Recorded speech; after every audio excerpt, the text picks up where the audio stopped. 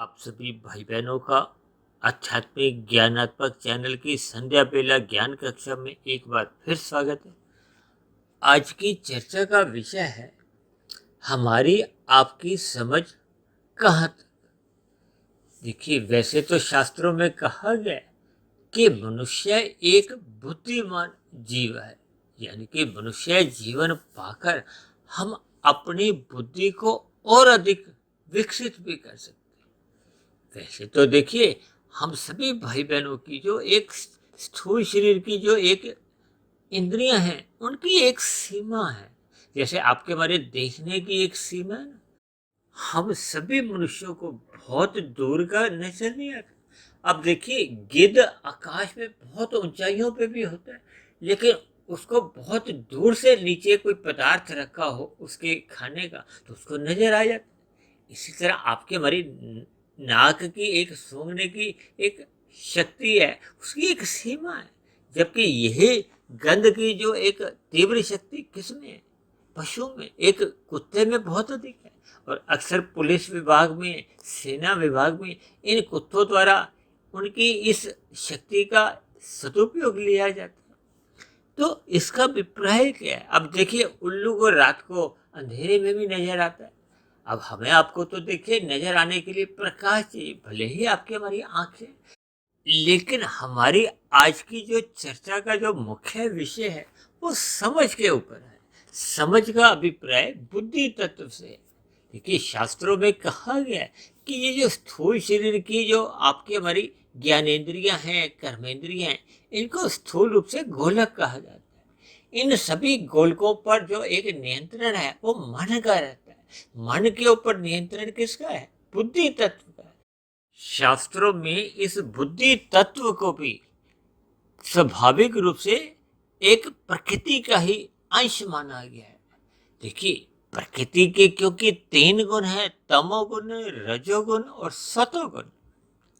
तमोगुण से 10 गुना अच्छा रजोगुण कहा जाता है, रजोगुण से 10 गुना अच्छा सतोगुण कहा जाता है। हम सभी मनुष्य जन्म के साथ ही पिछले मनुष्य योनि के मरते समय जैसी जैसी स्थितियां हमने पिछले मनुष्य योनि में बनाई होती हैं, इसका अभिप्राय क्या है कि पिछले मनुष्य योनि में ये जो 3 गुण है, तमोगुण, रजोगुण और सतोगुण, हमने अपने मिले हुए उस जीवन विशेष में जिस जिस गुण का अधिक संग किया था, फिर उस गुण विशेष का रंग कहो, प्रभाव कहो, स्वभाव कहो, संस्कार कहो, वह आपके हमारे कारण शरीर में सुरक्षित बना रहता है।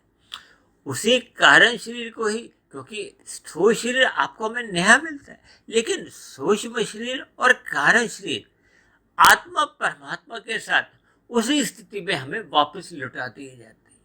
अब हम जन्म के साथ ही अपने अपने अलग अलग कारण शरीर की स्थितियां लेकर आते हैं, लेकिन मिले हुए नए मनुष्य योनि के जीवन में हम पुनः अपने कारण शरीर की स्थिति में परिवर्तन ला सकते हैं।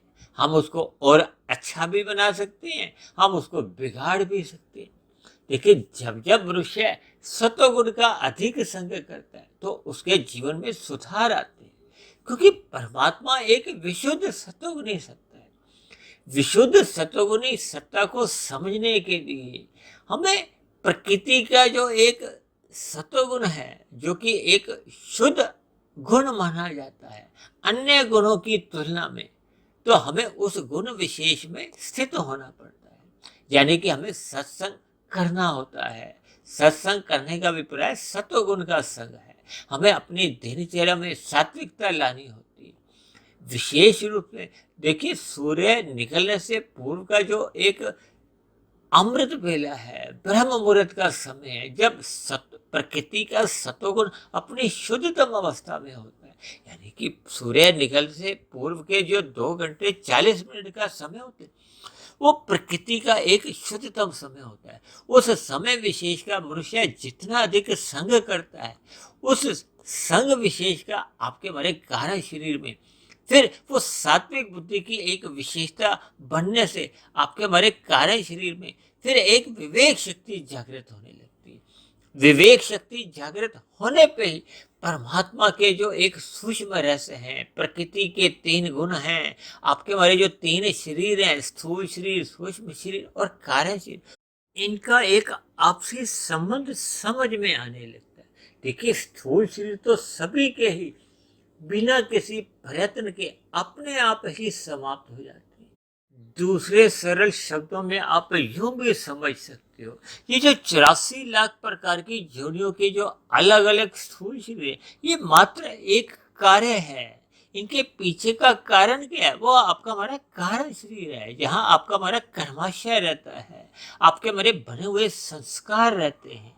इसलिए तो भगवान श्री कृष्ण ने गीता में अर्जुन के रथ की जो एक घोड़ों की लगाम है, वो स्वयं अपने हाथों में रखी।